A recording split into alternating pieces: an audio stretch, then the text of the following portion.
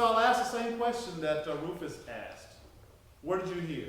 Just a few words or a sentence or comment. Just tell me what you heard. I played a lot of things, And it was pretty mad, and that was, you know, but there was a lot of specifics in there. John Coltrane. Yeah, sure. I mean, yeah.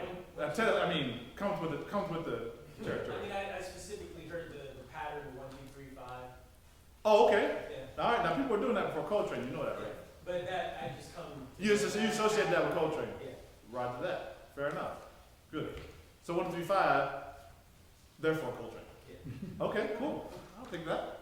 What else? Sunny. Sure. Of course, right? Sunny Moon for 2, right? If you're familiar with that, I quoted that for sure. Can't get away from that one either, based on the minor pentatonic, pretty much. Although when Sonny plays it, he does this, which is kind of cool. So the generic version.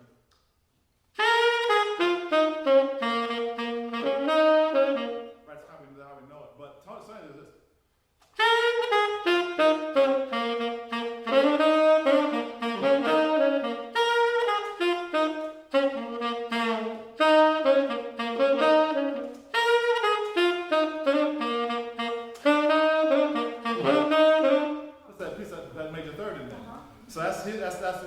So when I play it, if I'm not playing an ensemble, I'm gonna go there most of the time. It also sounds hipper, just to break that up a little bit, break up that minor pentatonic, but just I quoted the minor version without actually going all the way in there until just then, of course. So, good, what else?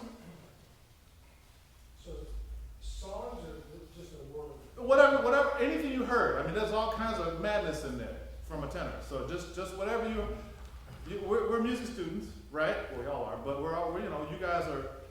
So I'm playing. Well, first off, what did I do the whole time? Just let's talk about that. What kind of happened? Give me the general. What's the first thing I did? Well, sort of, kind of, but what way?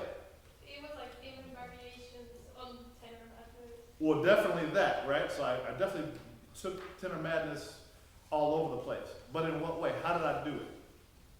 A hand went up here. You got a hand up before we were going to say. I was going to say you started simply. Yes. And then you built it. Correct. And when I was playing simple, was there anything I did that's different than what I did in the middle of it? What was the difference? Well, you took Dynamics. Playing out. What's that? Dynamics. I'm sorry? Dynamics, you were playing. Well, definitely that. Yeah. Definitely that. You live a lot of space. Definitely a lot of space. But I did a very specific thing with regards to the meter of what I did. A metric, or let's say not the meter, but the metric discussion of it. How would you describe the metric aspect of how I opened the whole bit? You're playing out of the time and varying the time. It was rubato. Rubato. So I mentioned that because it's something I want you to pay attention to because you can use it. Put a name on it, and then the concept becomes clear. Rubato, right? So of course we know what that is once I acknowledge it. But then it's something that you can use, especially if you're playing by yourself. Rufus talked about playing by yourself, so having something in your pocket, right? So use rubato. But in my rubato version, I was still playing, someone said the form, sort of kind of the form, but not really the form per se, but because it's hard to count measures per se, but I was certainly doing the sequential aspect of the chord progression, we can put it that. The chords were in sequence with their approximate correct relative duration. Does that make sense? In a rubato scenario. So I was kind of, and of course, what was the overall feeling? Just a B word? The blues. Yeah, right? So I was definitely in that zone for sure. Okay, so what else did you hear? Okay, I'll guide you a little bit. How about the harmony side of it? Oh, wait a minute. Hold on, you had something? I was going to just say, plus you were arpeggiating the chords. Yeah, so you heard some specific chordal expression. Not arpeggiating in a precise sense, because it wasn't really that in a precise sense. I did that a little bit, but it was really more of I used those notes, and then that was part of what happened. Which is why we practice chords, by the way, right? So my way of practicing scales actually came from the first part comes from Mike Tracy himself, who showed me how to do this. I'll just sidebar. So first thing is, I'm 14 years old. Here's how you practice scales. Scale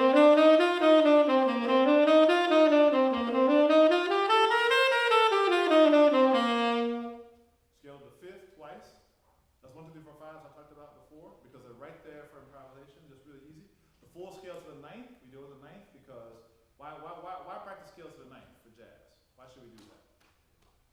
So, Two-ish.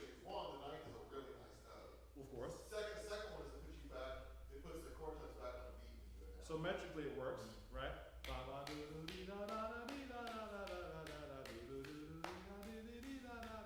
one more good reason though, besides those two. Yes, what we just said, the chord tones and downbeats, correct. What else? Okay, give me a hint. I'm gonna play a beautiful jazz tune, and the first jazz tune, the first chord of this beautiful jazz tune is B flat major. What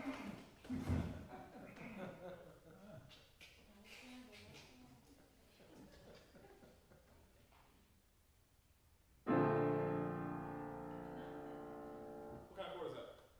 B flat major. 9. That's why I practice scales to 9. Because jazz, and it sounds like a jazz chord, right? It's a real jazz chord. It could be.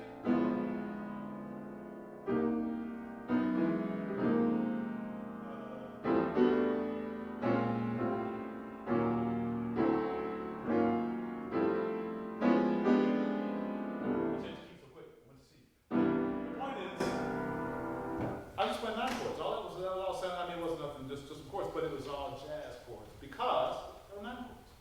We practice our scales to get our ears when we're practicing our scales because someone said, I played some chords in my solo. I also played scale notes. Someone would eventually said that, so I just say it for you. Right? A lot of scalar things. Guess what? We practice our scales. We practice our scales for facility and for basic harmonic knowledge, but also for improvisation vocabulary. We can use our scales in our improvisation. That's why I practice them. It's not because our teacher wants to torture us, although Mike probably wanted to torture me, actually. For being honest, I probably deserved it. But the fact is, that way practicing scales got my mind in the right place for building jazz vocabulary. So it's not like this thing. That's fine. But it's not gonna help your jazz at all, probably. Whereas this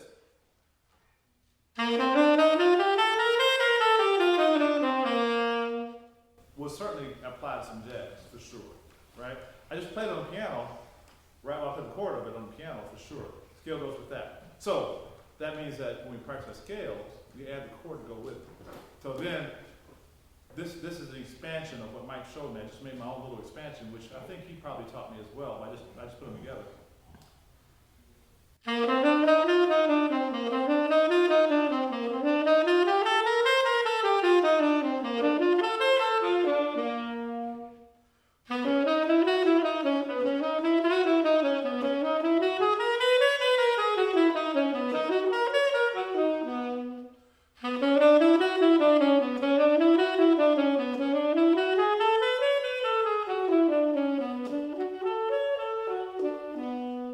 See what I mean?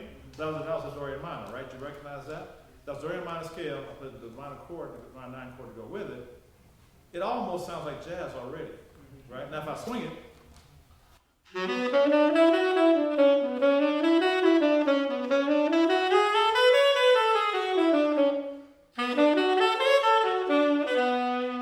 can almost begin to start to play a jazz tune at that point. So, and you can use scalar ideas, even diatonic patterns, the ones that sound like really corny. You know, from the Ruback book or whatever. That's all cool, but do it this way.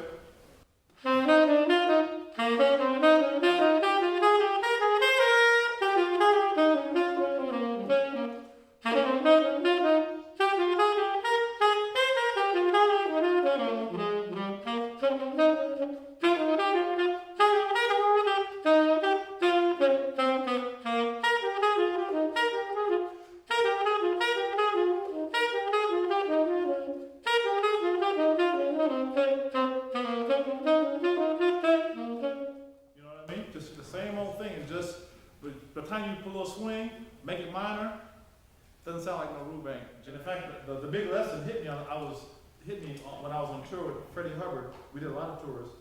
This particular one, we were at the New Morning in Paris. And 2 interesting things happened on that particular gig. Among the very, very, very many things that happened when I was in Freddie's band. One of them was, on this particular gig, we played Thermo, which is one of his classics. He wrote it for Art Blakey. See if I remember, it's been a while since I played it.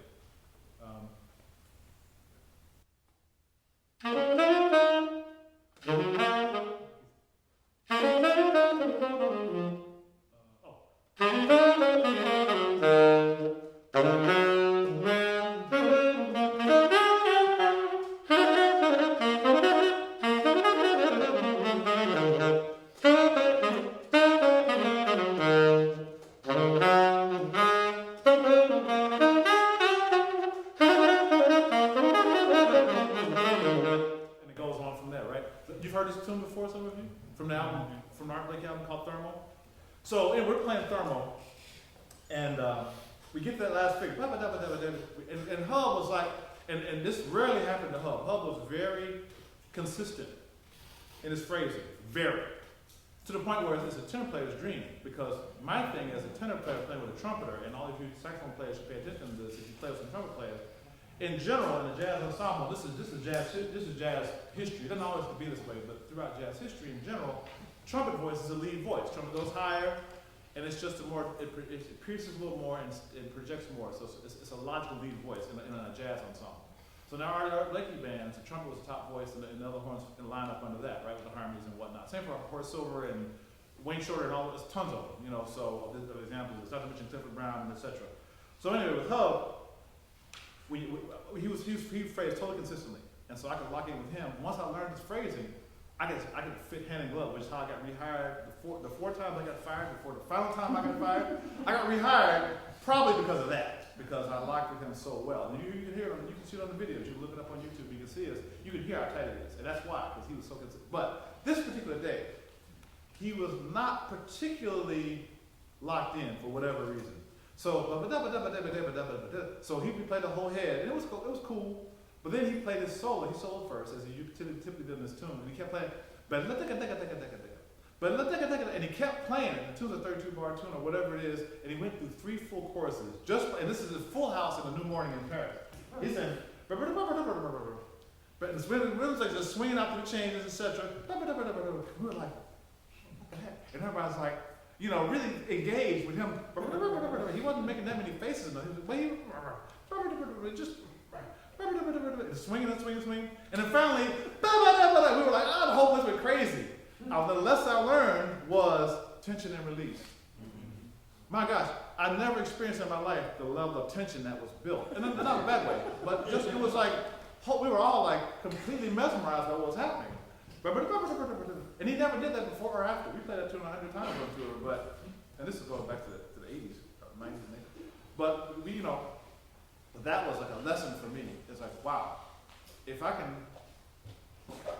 figure out how to manifest that somehow, you know, just to build that kind of tension, whatever that means, whatever it was, I'm still not even quite sure what it was. I should have asked him. I never did. Were you really messing up, or were you just trying to? You know, as a kid, I was just, I guess, you know. But anyway, that was a big lesson.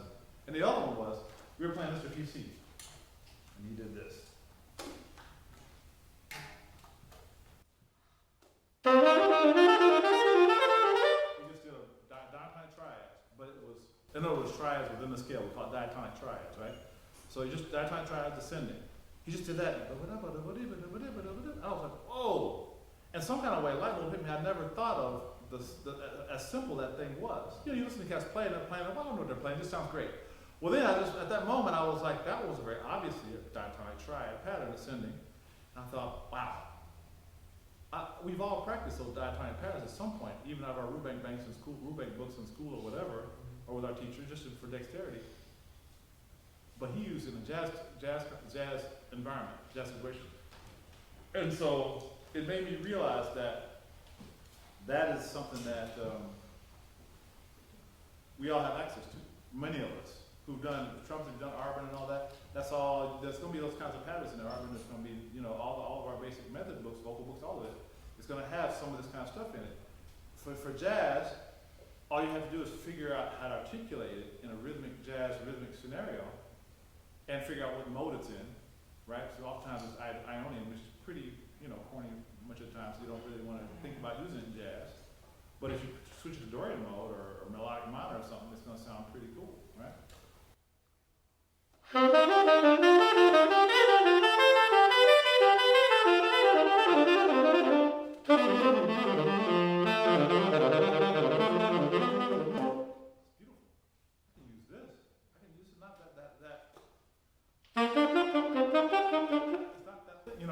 So articulation is part of that, mode is part of it, and of course, whatever the actual rhythmic feel underneath in the context, right? So that's a whole, we'll see if I get deeper into that. I'll talk more about rhythm in general today, but we might go deeper into that thing, because what's cool about diatonic patterns is you can apply them to a lot of different songs, especially standards.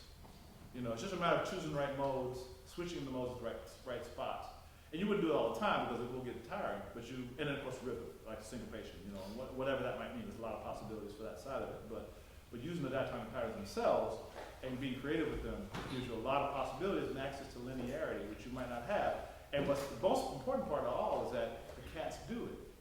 So once you start listening, and the people who I had in class this morning realize that, that's one of my big things. Everything I say about what you might do is stuff that comes from the cats. And you can hear it if you listen for it. So it's just a matter of who you listen to. I mean, you listen to West Coast cats, they're always playing this stuff. Lee Conus and Warren, all those cats, Stan, they're always playing this kind of stuff. Lenny, Castano, they're all playing this kind of that time. That's because they sound like school cats to me. And in fact, Lenny Castano is one of the first educators anyway, you probably know. Piano player Lenny Castano. So, you know, that's part of their. I met Lee Conus when I was in college, and he was dealing with this kind of sound. I didn't peep it at that time. I didn't really hit it until Hub really, that moment with Freddie Hubbard really got my attention in terms of how you might apply this stuff. But anyway, you can listen and find how to use this for yourself, especially considering that many of you have it on your fingers already. Where's our violin player? Did she split or she stepped out for a minute?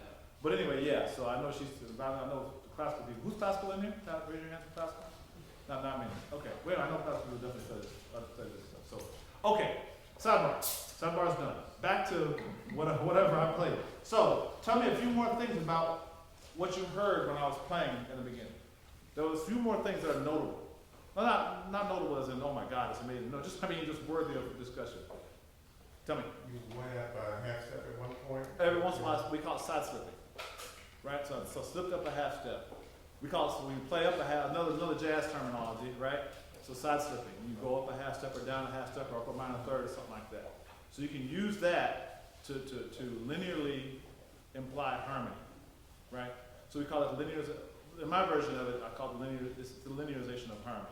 So what I'll probably talk about today, and we'll see how deep I get into it, not that far because it's a deep topic, but linearization, because what we do in jazz is we linearize, if we're a linear instrument, we do it on piano too, on the right hand. Piano can play vertically, right? So can guitar, but saxophones and all the winds and voice pretty much are horizontal instruments.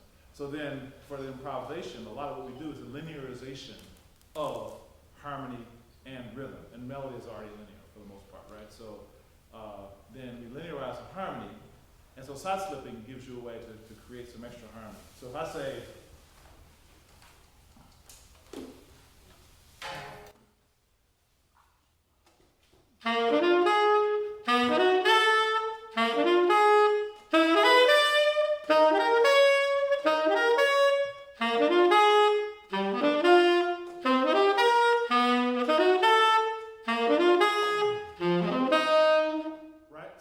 that's just a bit of a blues, right? So what I did was I linearized the harmony in a very simple way.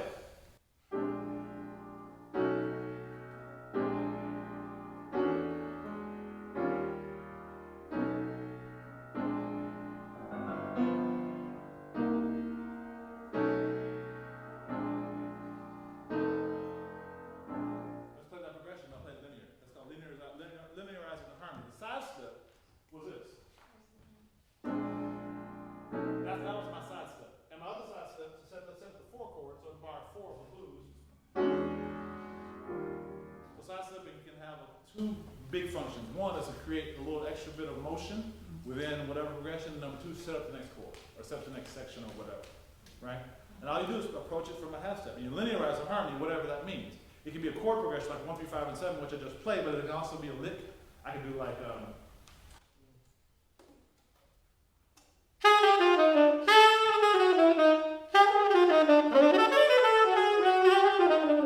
played a little lick there. I said, I made a little 2-5 lick. So, so I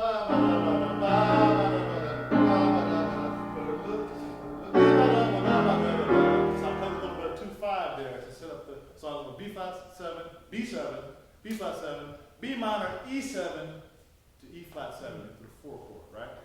So that lick was a B minor 7, E flat 2-5, and that got me to the 4 chord. That make sense?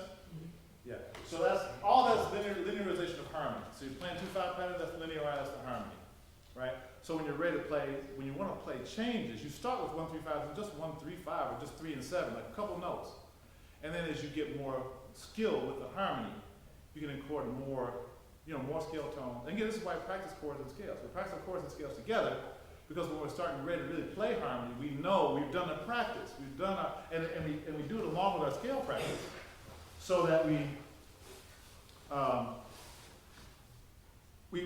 connect them and keep them connected. Let's sing it together. Let's just sing it. Since we're in that mode for a second, let's just sing our scale chord practice one more time. I'll do it by the numbers. I'll sing it first, and then we'll do it together. So it's 1, 2, 3, 4, 5. We'll do major. 1, 2, 3, 4, 5, 6, 7, 8, 9, 8, 7, 6, 5, 4, 3, 2, 1, 3, 5, 7, 9, 7, 5, 3, 1. Now singing is very important. Besides your home instrument, 2 instruments that we all should be dealing with on a regular basis, really 3, really 4, really 5, whatever. There's always lots of them. But at least let's go in order of, actually all important, they're all about the same priority. Let's just name them.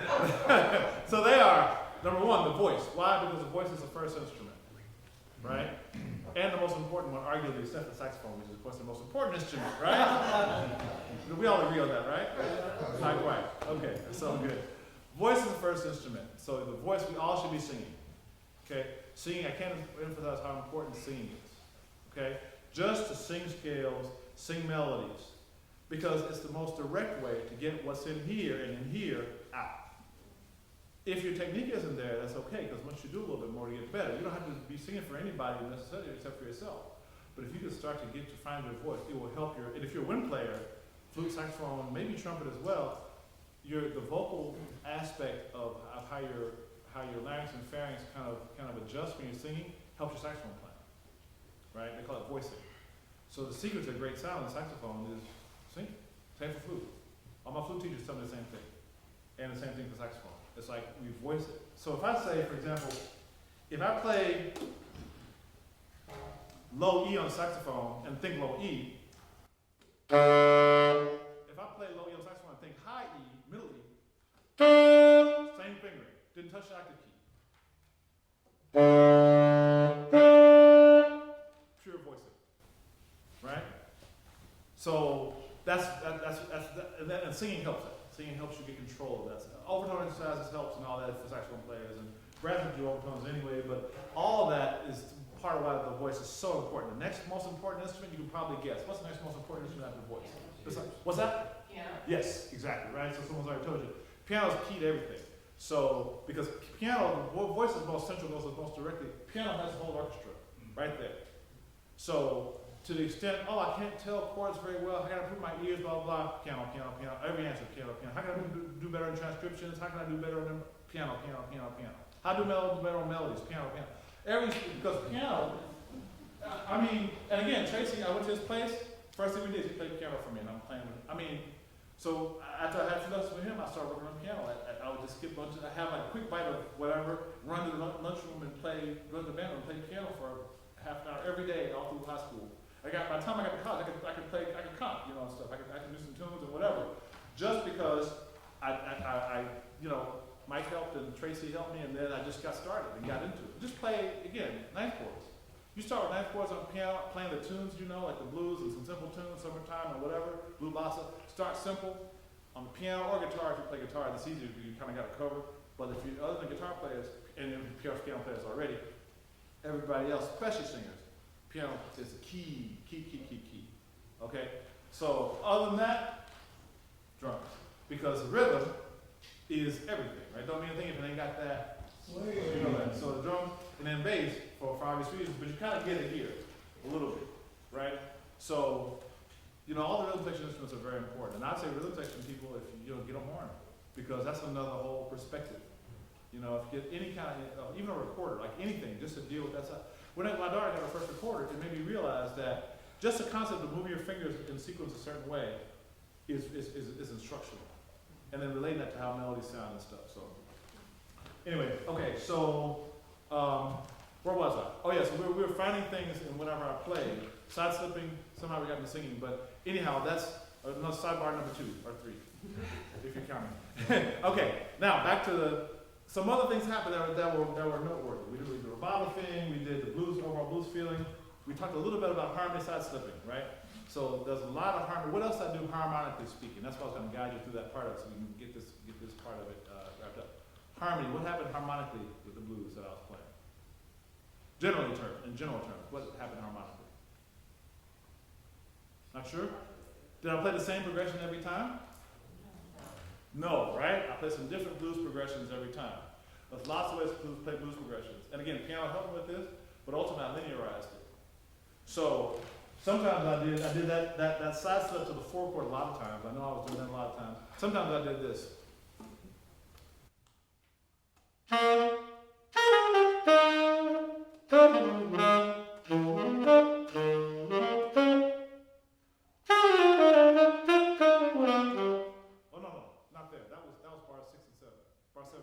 Sorry, what I want to show you is this.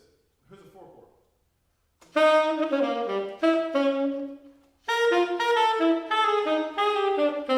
did that descending thing. I did that a few times. I like the way that sounds. So I'll show you on piano. You recognize it, right? You might have heard it, might recognize it there, but it's a very common thing. It's just taking a 1 down to the 6, right? So here's the top of the blues.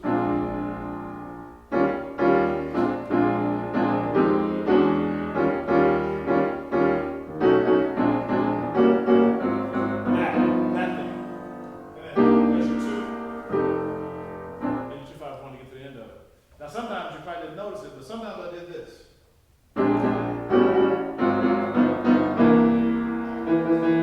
I did the 2 chord. What's the difference in my 2 chord just then compared to a normal 2 chord? Anybody hear the difference? Dominant. I played it down. What's that? I thought you were doing trifling stops, aren't you? When? You mean just then or playing wise? No, just then. No, just straight. No trifling stop in that case. It was just chromatic. Da da da da. 1 7 5 7 6. 2 dominant, 5 dominant, 1 6 2 5. Right? That's why we sing scales by the numbers. By the way. Oh, did we ever get that? Did we ever sing? We never got to sing. Oh, yeah. I'll set that up when I get off the sidebar. That's what because the whole thing is when we're singing by the numbers. All the stuff I was just singing to you, 1 2 1 6 2 5, all that stuff. That's all scale note numbers. You guys know that, right? That's why we sing and said do re mi and stuff. That's fine, but not for jazz and not that applicable. But the 1 2 3 4 5, that thing is huge because it's. A lot of times we talk about going to the 4 chord or 1 6 2 5 or 2 5 1. That's all. Put this on a little more secure. So we're gonna sing our scale and our chord. Ready? 1. That's 1. That's gonna be flat. We're gonna sing scale. We're gonna sing scale and the chord. Just 1 to 9 and the chord. Let's get the 1 2 3 4 5 for now. So 1 up to 9 and back down to the chord. 1 2 go. 1 2 3 4 5 6 7 8 9 8 7 6 5 4 3 chord 1 3 5 7 9 7 5 3 1. Great. Let's make it minor. Okay. What do we do to make it? What to Dorian minor? What do we do? 5 3 5 7. Right. Here we go. 1 2 Dorian minor.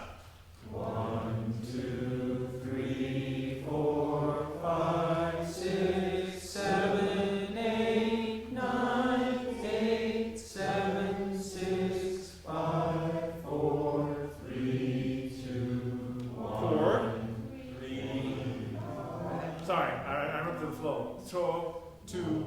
Here's the chord. 1 3 5 7 9 7 5 3 1. We drifted down the heads up, but that's okay. Cool. Let's do down real quick since we're there. Go back to the flat. 1 2 flat flat. What's dominant? Flat 7. Major flat 7, right? 1 2 ready go. 1 2 3 4 5 6 7 8 9 8 7 6 5 4 3 2 1. Difficult flat thing. But yeah, right? So now if I say if I hold up a number, you sing the note. We'll go back to major. Well, it doesn't matter actually. I'm gonna do sevenths probably. But here's the first note. 1, 5, 1, 4, 5, 1, 6, 2, 5, 1. Right? It's all familiar, right? So practicing scales. If you think of the numbers when you practice them, right? It helps you to reinforce your knowledge of this particular, the diatonic harmony, essentially, right? We talk about it in numbers all the time. And most standards, like many of them, probably not 80, if not 90%, kind of fall into they're in the same key for much of the time. They may change keys on the bridge, couple 2/5s or whatever, but most of the time they hang around a key. So we talk about going to the 4 chord, we talk about all that stuff, 3, 6, 2, 5, blah, blah, blah. That's all based on scale note numbers. So once you get comfortable with that, you'll start to recognize those. It'll help you to be that much more connected and engaged with the harmony. That make sense? Yeah. So it's just a habit that you would build. All right. Okay. So now we got that. We got good voice. Wow. Lots of sidebars. That's number 5 or 6. Anyway. Okay. So now we're moving on. What else? I did a few more things I want you to talk about. So I said harmony. How about let's see. Let's talk about sound. Just pure sound. What did I do that was notable sound-wise? You must have noticed it. Sometimes you have big fat sounds, sometimes you just. What's that? Sometimes you have like a really big fat sound, when in general you did, but sometimes you kind of really reduced it and made it like, piano, and it was definitely more like subtle. More mellow tone, right? So that dynamics affecting the tone, Yeah. right? For sure. Absolutely. What else? When we were in the corner to bring things down. So what did I do? Therefore. Turned away and. Yeah, I mean, in general terms, what was I doing? I'll give you a hint. I'm the hint right now. Right? So the whole first 3 minutes, you're like, what is he doing? But hopefully you were listening. Saxophones are 360-degree instruments, as it turns out, as are most instruments. You know why? Because the whole space is the space. So, yeah, so people talk about, I think it was, maybe the violin player was talking about trying to find the right spot in the room to get sound, right? Oh no, it was actually the vocals. So sound is a we listen to sound from records, oftentimes, right? And also that's cool. The problem with that is that you get, that's all you got. It's cool though, but thank goodness for that. But there's a lot more to it than that, right? A saxophone has sound coming from all over the friggin' thing. And so it's really cool to check it out. I mean, this way.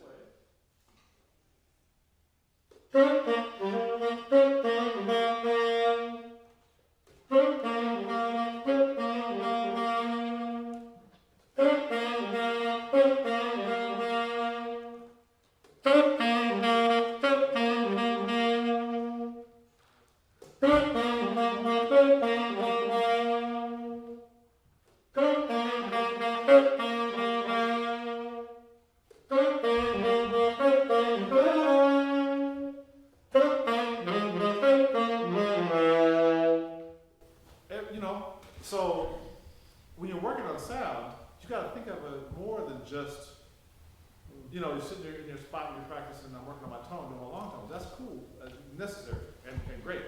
However, strive to think of your sound as a three-dimensional, multi-dimensional thing, and try to be conscious of that because it's important.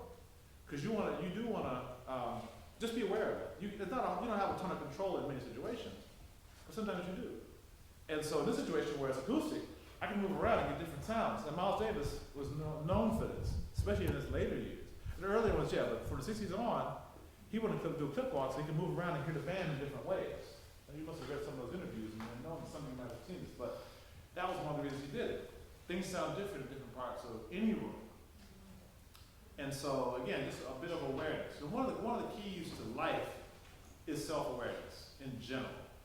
Learn to listen to your body, listen to your mind, listen to your heart. Rufus referenced that. Quiet your mind, right? So that you can really listen and pay attention. And part of quieting your mind is what he means by that, as a lot of you probably realize. He even said it, I haven't missed it, but the distractions, right? So if we're being honest, our society is rife with distractions, to put it nicely. You know what I mean? Like I'm being kind. I could go mean and talk about the predatory side of it and all that, which we all probably have our various kind of observations about that. Probably won't go there because it's not always that way. But there's enough of it out there, whatever the source and whatever the motivation, that it can get in the way if you let it.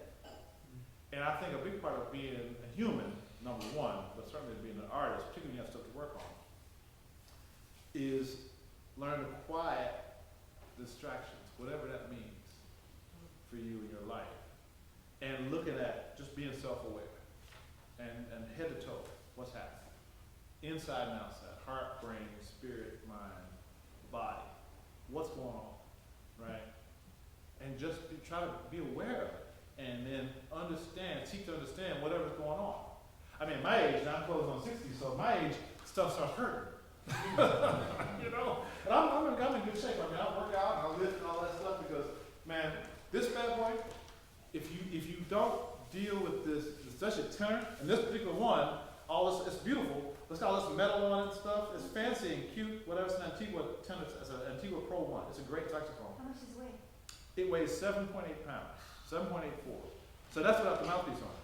So 7.84 pounds. Now my other tenor, my cowboy tenor, which is also a super gorgeous tenor, and sounds about as good as this one, my other best tenor really, it weighs 7.3 pounds. It's a half pound lighter. So it's got less metal into construction details. I won't get into all that, but it's lighter.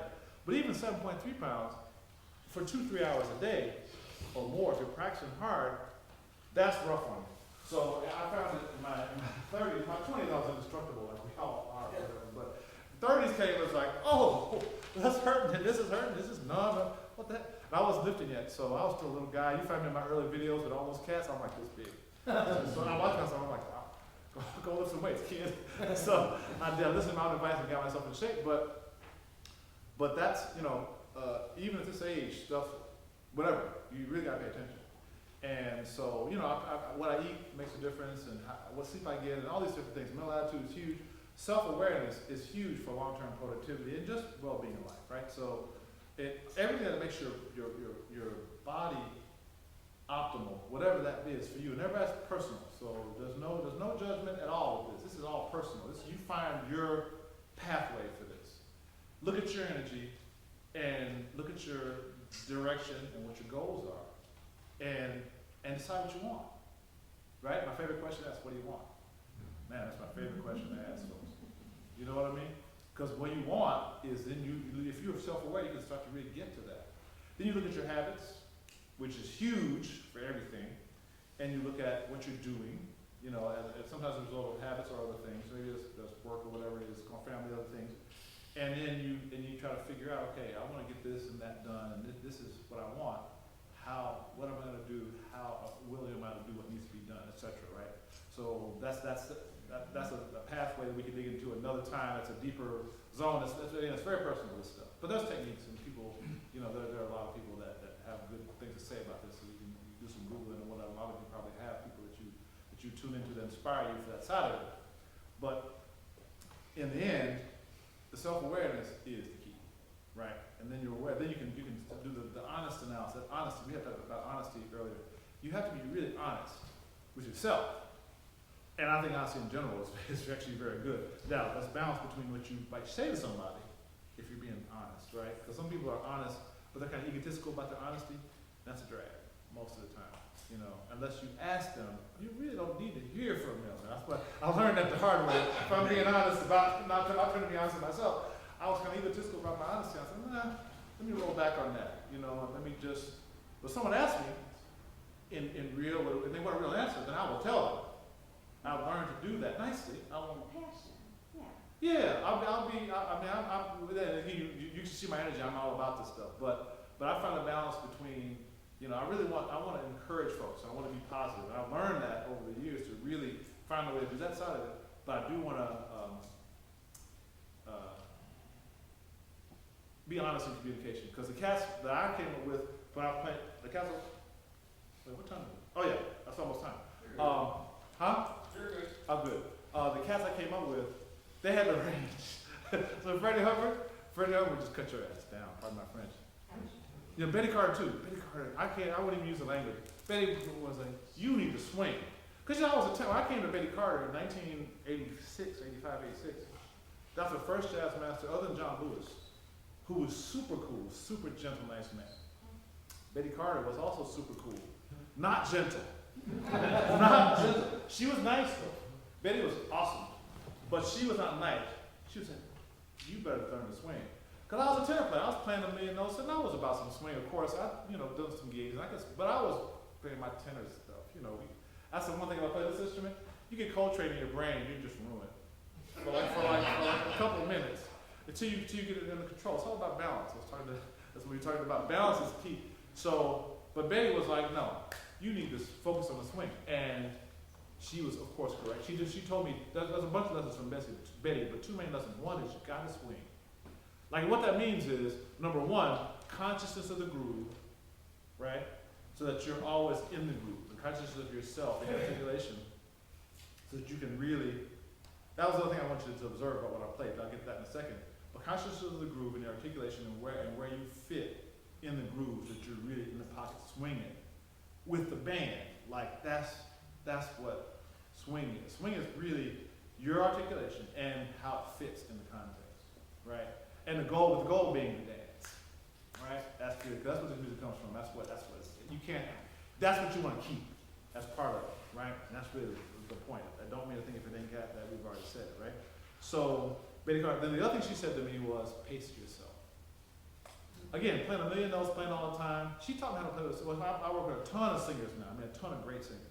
My latest gigs, I've been with Diane Shore, who's a great singer. I've been doing gigs with her the last few years. She's killer, brilliant singer. And I've worked with a bunch of great singers.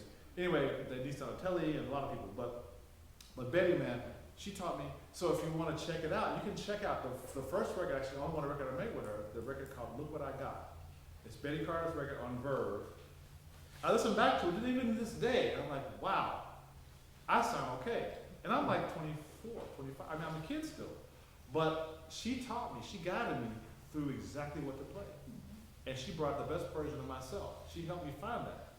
And then she made me go back to self-awareness. She made me aware of what I was playing. I was paying attention to it. And the swing really was there, the sound, all that stuff. And when you listen to yourself, that self-awareness, I mentioned it kind of in a physical context, but I really, in this situation, I really mean it musically, but of course it's true 360, right? So, but Betty, that was an amazing experience, and she would just cut you down. If you were not cool, I mean, you would just get, whereas Roy Haynes, yo man, you can do better than that. Winston was like, bro, gotta do better. I mean, they were much cooler, Hub was, he'd kick you off stage. Freddie or fire you, the whole band. He never fired any man that I was in, but I got fired. I mean, so that's another whole bunch of stories. But, so some cats, I mean, it's just, so I try to keep it more positive, but all the versions work depending on what's happening. So last few things I want to say before we wrap up for today is just getting back to playing wise. So, the big thing I did in the first half was rubato. The second half, what did I do? I got back in the groove, right? And this is what I want. This is my own groove. So this is not with anybody in this case. And this is what I want you to. I was going to make this a whole topic, but I don't need to now. I have time anyway. But the main thing is this. And again, this all comes from listening to the cats. Just resolve to swing harder, all of you, right? And do what that takes. Number one, it's going to be what? What? Yeah, that's the language of jazz. Is, I mean, as much as I just said the records are only one-dimensional, relatively speaking, they're still pretty darn amazing, right? And then you don't capture. It's not like being in a room with, Paul Chambers and them, and whoever, Paul Miles and whoever, Clifford Brown. But it's still pretty awesome. So you get a lot from checking out the records and the singers and stuff, Ella and Sarah and all them. You get a lot from scoping that out, just recordings, right? So then with linear instruments, it's about the articulation. Yeah. Here's the thing you want to pay attention to. The cliche for swing is this. But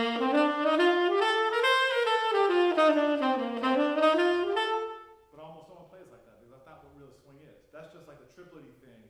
That's not what we do. What we do is, and articulate a specific collection of ways. The core articulation is legato tone for wind instruments. For strings, you got to do a little different. So you have to figure that out for the string side of it. But maybe just alternating bows might be as opposed to, right? You know what I mean? Because with the fingers, it's going to be hard. But if you alternate the bow, you can get some pretty good articulation. You move the fingers accordingly. But the point is, the notes are connected. There's a little bit of an attack on each note. And sometimes the upbeats get a little more attention depending on the tempo.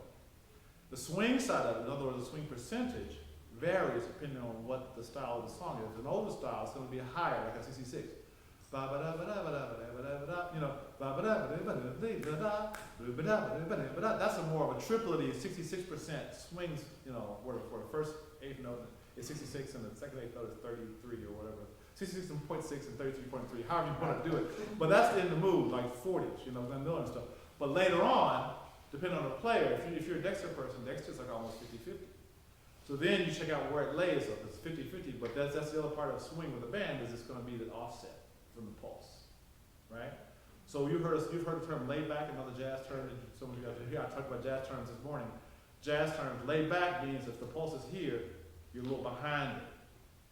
And almost always jazz sounds better when the individual the soloist is laying back a bit. Not if the whole band lays back, of course, that's not gonna work, right? So the band lays it down, and then the soloist goes through. If you listen, you'll hear it. Again, everything I'm saying is in the records, right? Listen to Clifford Brown, listen to Dexter, listen to the Cats, you'll hear it, right? And different players have their various ways of placing it. Coltrane played a little more locked in.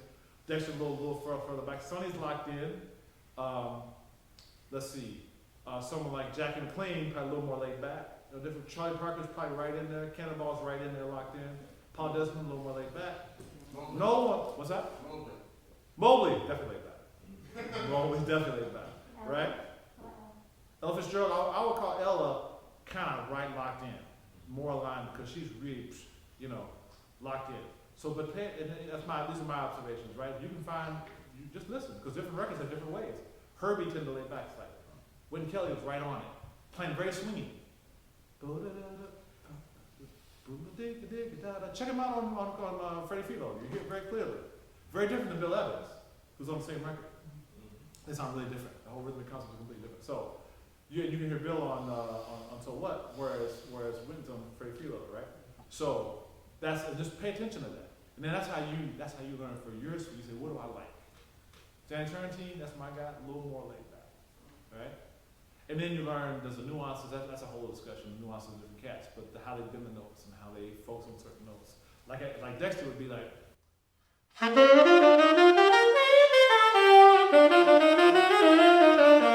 Stanley would be like.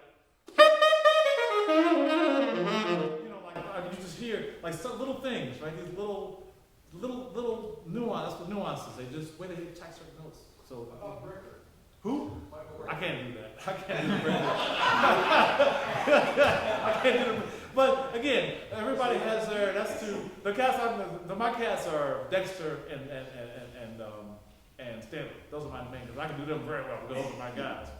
But here's my point, right? So with your swing, this is you're listening. You're paying attention to the nuances, but mainly you're paying attention to the metric side of it, the swing percentage, and articulation, whatever your instrument is, including the voice. Does that make sense? And that's where you get the swing. And so I was going for, when I was playing for you, that's what I was going for. Really good, clear legato tone. I didn't execute it perfectly every time, but that was what I was going for, which created. So when I'm playing.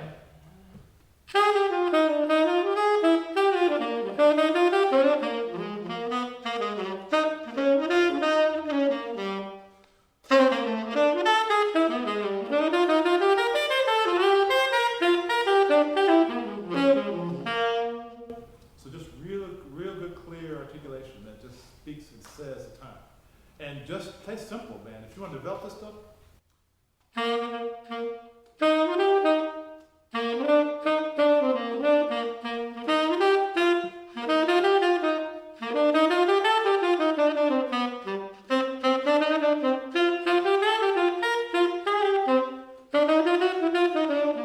Just simple, 1, 3, 5, just simple. And that way you can just develop the skill of the swing. That, to me, that's more important than playing advanced changes. That make sense? Yeah. Last thing I want to say, let's see, about everything I was playing, there's a lot of things that I would like, but there was one more thing, see if I remember what it was. Unit dynamics, oh, okay, so the last thing is, we talked about this morning somewhat. If you're playing blues, play blues. Like tap into the emotion of it.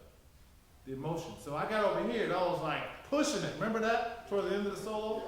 I was going on in there. And just find that within yourself. Find your soul. Find your expressive. Find your scream. And let the scream, develop the scream. Because it takes some skill to scream without hurting yourself. Or without, like in a controlled way. In a musical way. It might not be musical, that's subjective, right? But what I mean is, you want to find a way to ultimately make it fit what your goal is. And it might take a while for your body to adjust and find it, especially on saxophone. There's some technique that goes with that to make it work. To play that strong and to play like that, it takes some work. And not every instrument has that. That make sense?